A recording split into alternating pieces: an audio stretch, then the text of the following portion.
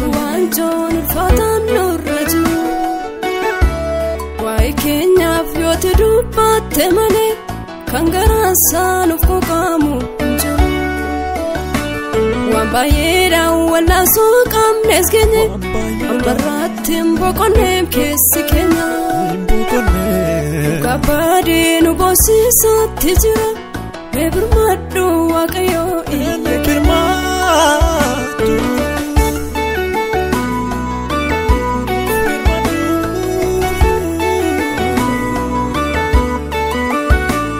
Utumada mida morma fayine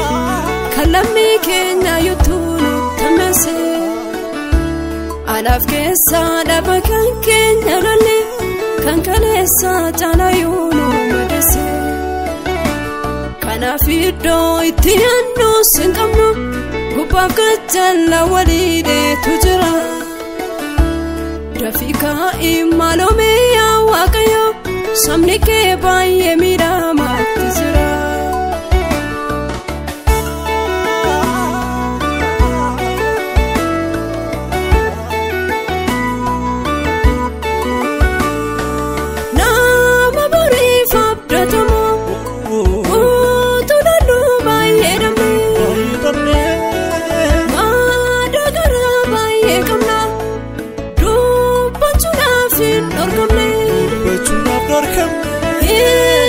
Sini wakayo,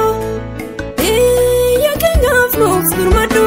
ya Kenya firmadu, fisalumi degedut, murti akame nunadu, jani sini wakayo, ya Kenya flow firmadu, fisalumi degedut.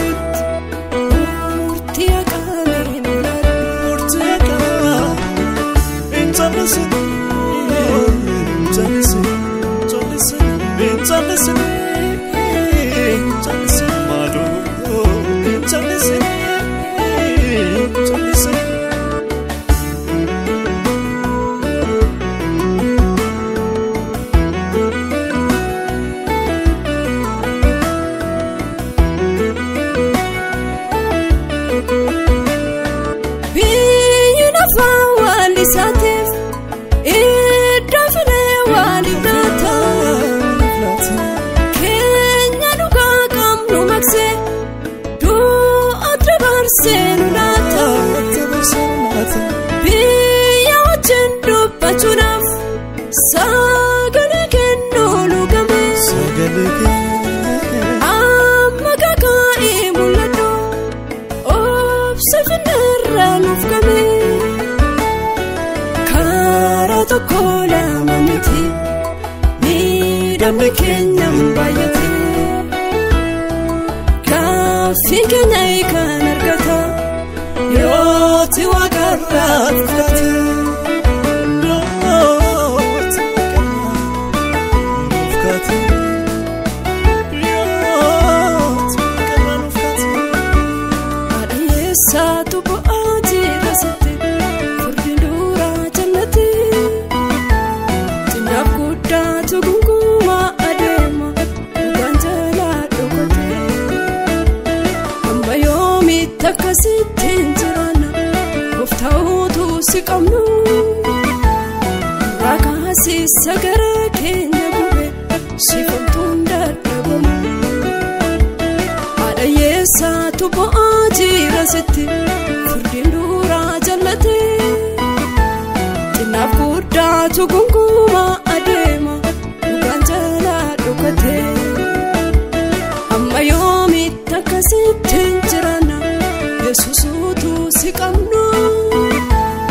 Rakasi sasaba Kenya mide Sifamtunda dabamu Nufaka namni duga badabdime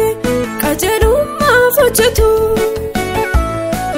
Nufaka namni dalota finafe Borisaf dabatu Nufaka namni bidena jallinati Garasan kendine Nufaka umanu kangara jabina